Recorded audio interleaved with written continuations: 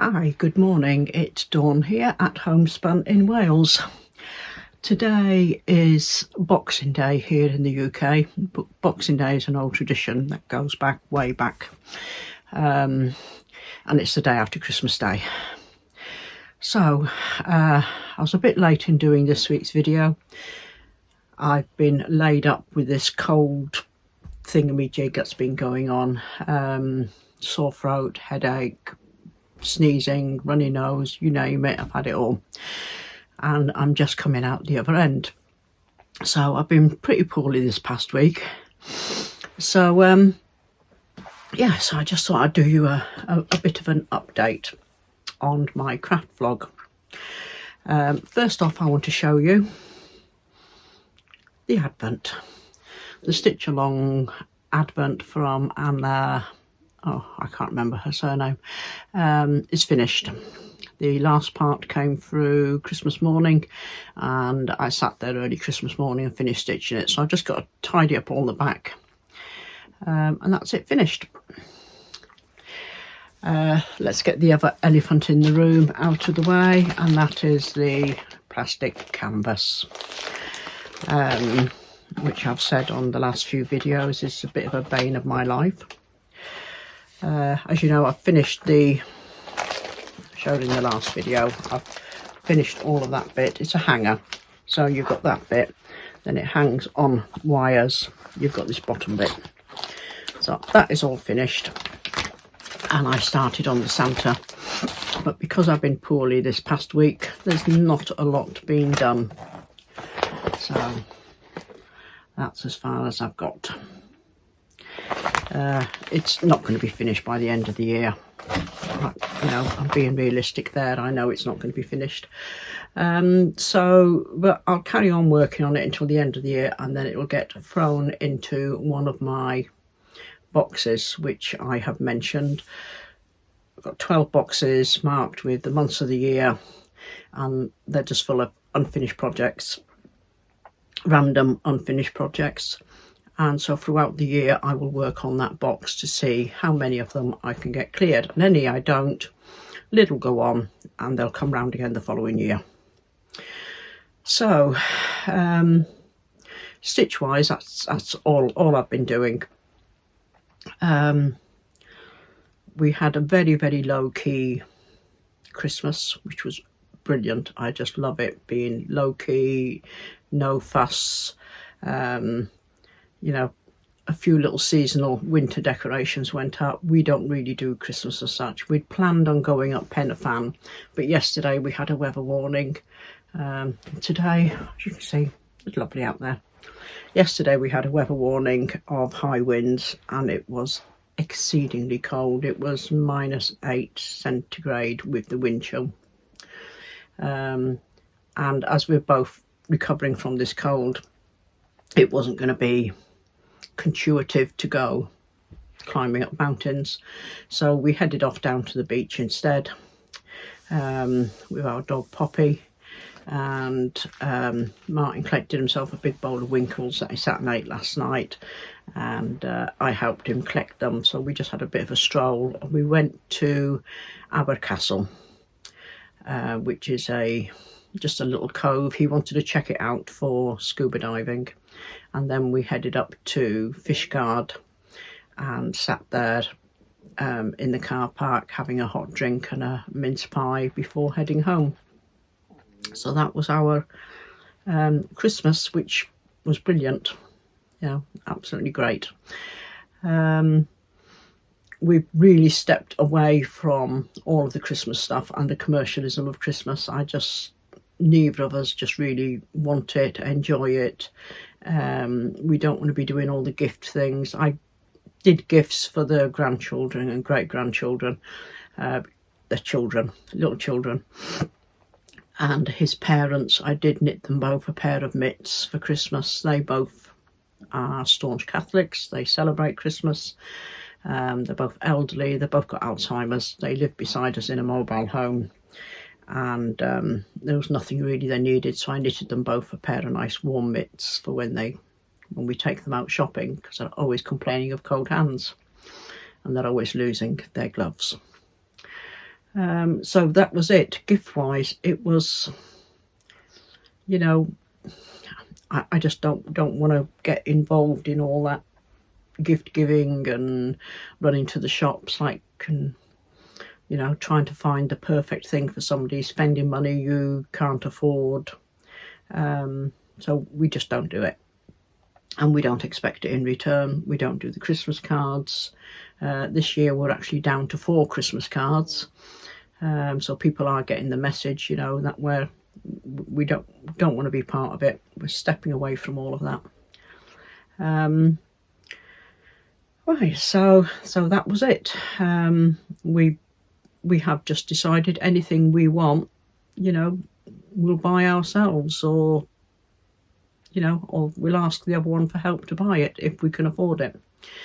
So, but that isn't anything we want. We've got more than what we need. Now, before Christmas, before I took ill, I'd gone to my local Lidl's, and I went to pick up a few bits and pieces, just bits and pieces shopping, looking down the middle of Lidl. And now I had a look specifically because I'd seen somebody mention on their YouTube channel that Lidl had got in all their sewing, crafting stuff, which I bought lovely bits from them before, but there was nothing I needed. But the one thing she mentioned was they had some sparkly sock yarn in, and I thought, well, it hasn't been mentioned in the leaflets, let me just have a look, see if mine's got it. And they did have it, and I succumbed and I bought some. Let me show you. Right, sparkly sock yarn. I haven't taken them out. The little bags are really lovely, little Hessian bags. I haven't taken them out the bags. So that is the black with a variegated black, grey, white one with sparkle. I couldn't decide what colour I wanted, so I bought them all. That's the blue version. So you get one plain colour with sparkle, and then you get a variegated one which has got sparkle in it. That's the pink version. So it's got the plain pink and the variegated. That's the variegated. It's the variegated pink and black, and then you've got the plain pink. The red.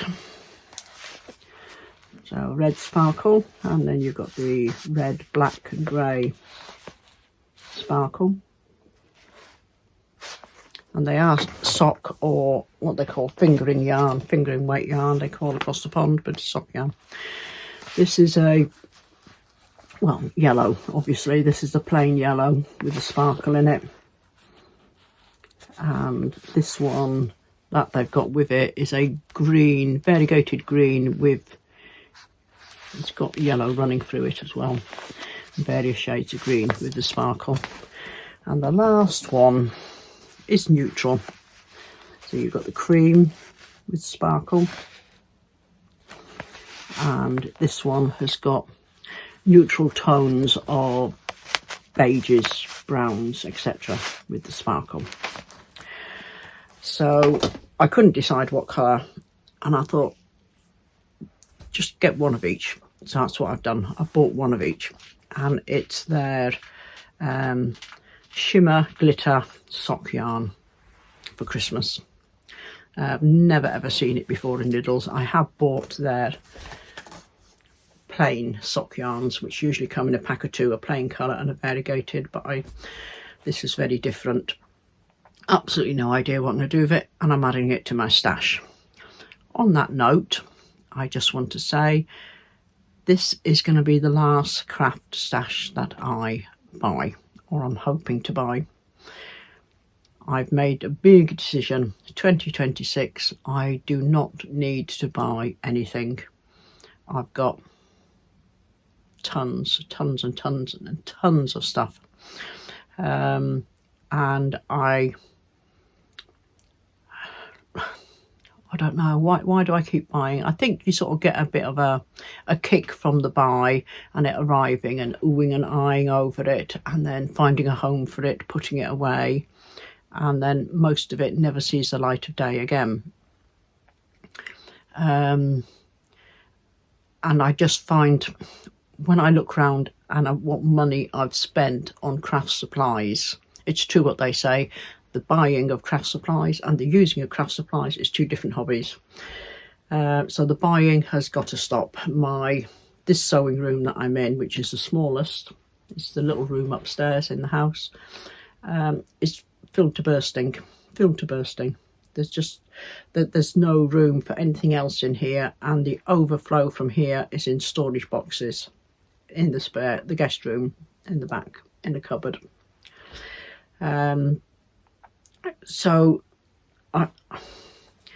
there's nothing I can think of that I'd even want to buy. I've got everything for every craft that I'm interested in. So I've made a decision, 2026, I am not buying. But of course, I don't want to be stuck just using old, dated patterns and everything all the time. But I found, I've found, that there's loads and loads of free patterns out there and free instructions out there on YouTube and various suppliers' websites. They do free patterns, and I've got books and books of free patterns and years worth of magazines with free patterns and everything in. But one thing I have found is on Amazon, if you've got a Kindle, they do the Kindle books. And they do them, you've got the Kindle Unlimited, so you can have, I don't know how many it is they let you have. So of course there's quilting books on there, there's knitting books, there's sewing books, there's all sorts of books on there. So I could utilise them. It's no different going to the library really. I could utilise them for ideas and designs, etc. But also what I found on there is the craft magazines. So I can download the craft magazines. Yet they might be a couple of months old, but they are recent. Download the craft magazines and go through it and take down any ideas I want out of them, and then basically return it and get another one. And when you think these magazines cost £5.99, £6.99, I treated myself, I don't know what I've done with it now, before Christmas. Oh, hang on, it's in a box down here. I had a load of vouchers to use, and for Tesco's. So I went into Tesco's to use these vouchers, wandered around the shop, and because we buy very little from shops anyway, we raise and grow most of our food here. I was really struggling to find anything to spend my vouchers on, and I had about £72 worth of vouchers. Wandered over to the magazine section. I thought, I'll treat myself to a magazine to read over Christmas. So I picked up the Cross Stitcher magazine. I quite liked the puffins on the front. Puffins are quite significant to this area. And also there was was it in this one? No, it was in one of the online ones. But yes, it was the puffins on this one that I really liked. And it came with a little free kit. There we go.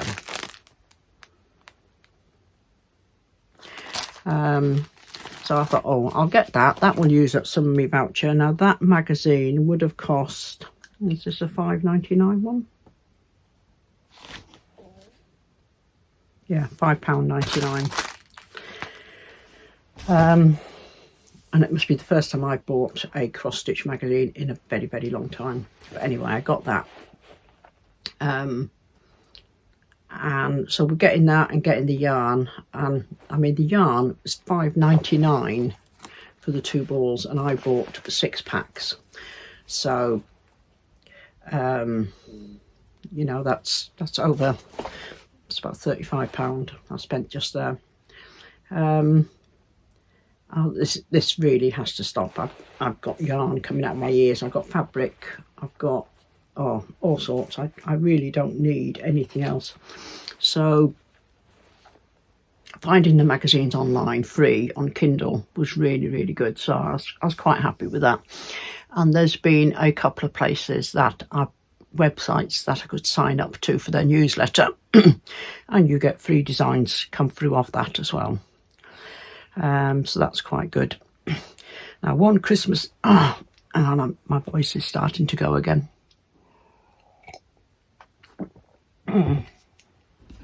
One Christmas gift I did treat myself to, because I'd been given some money, and I thought I want to buy something that's going to be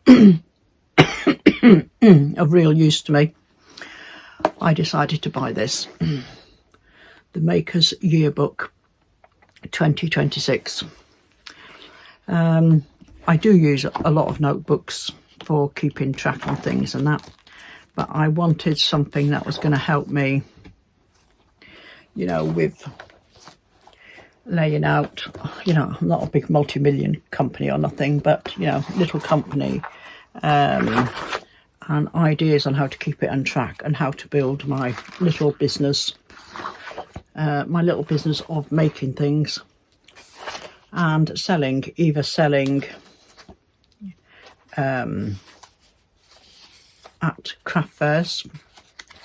I'm going to be very selective over what craft fairs I go to in the new year.